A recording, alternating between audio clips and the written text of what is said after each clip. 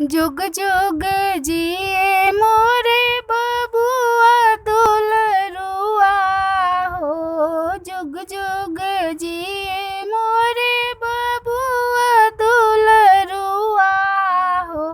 जीउत वाहन बाबा से करब हम अरजिया हो।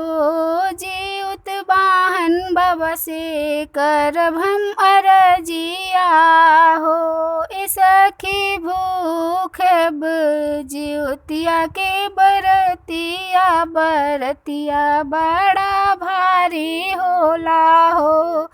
ए सखी भूखब हम जिउतिया के बरतिया बरतिया बड़ा भारी होला हो। दिन ही दिन के होला सखी पावन परबियानु हो। दिन ही दिन के होला सखी पावन परबियानु हो।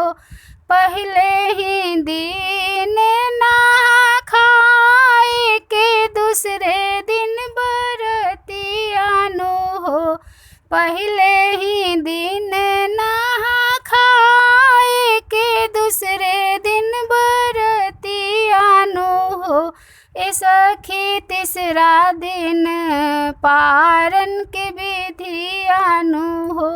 ए सखी तीसरा दिन पारन के विधियानु हो। आश्विन अन्हरिया के अष्टमी तिथि के जिउतिया पूजाला निर्जल व्रत रखल जाला हो। आश्विन अन्हरिया के अष्टमी तिथि के जिउतिया पूजाला निर्जल व्रत रखल जाला हो। ए सासू जी से पूछब हम व्रत के नियमियानु हो। ए सासू जी से पूछब हम व्रत के नियमियानु हो। ए सखी भूखब जिउतिया के बरतिया बरतिया बड़ा भारी होला हो। ए सखी भूखब हम जिउतिया के बरतिया बरतिया बड़ा भारी होला हो। सप्तमी के दिन होला गंगा स्नानवा।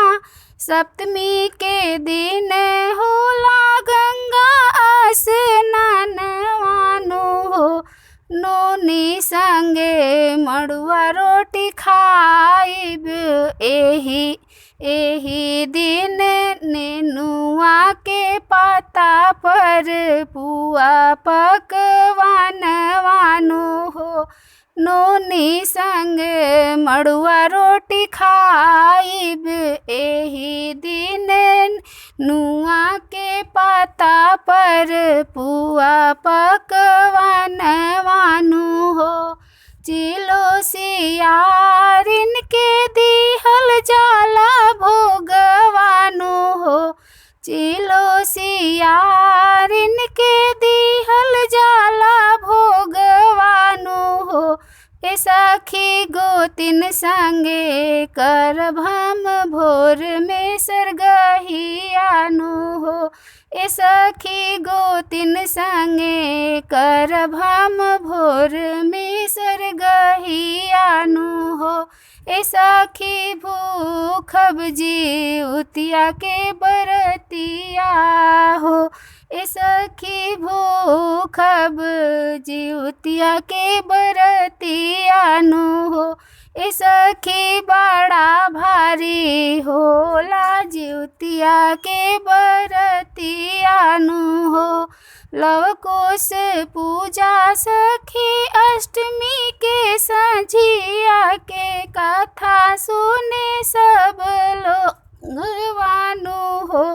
लवकुश पूजा सखी अष्टमी के संझिया कथा सुने लोगवानु हो। नवमी के भोर होला पारन के दिनवा बड़ा विधि विधान से बनेला भोजनियानु हो।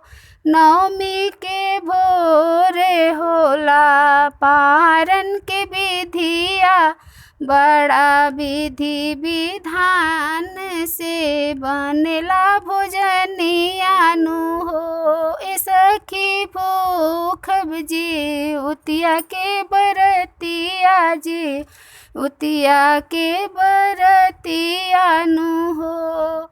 ए सखी भूखब जी उतिया के बरतिया बरतिया बड़ा भारी होला हो।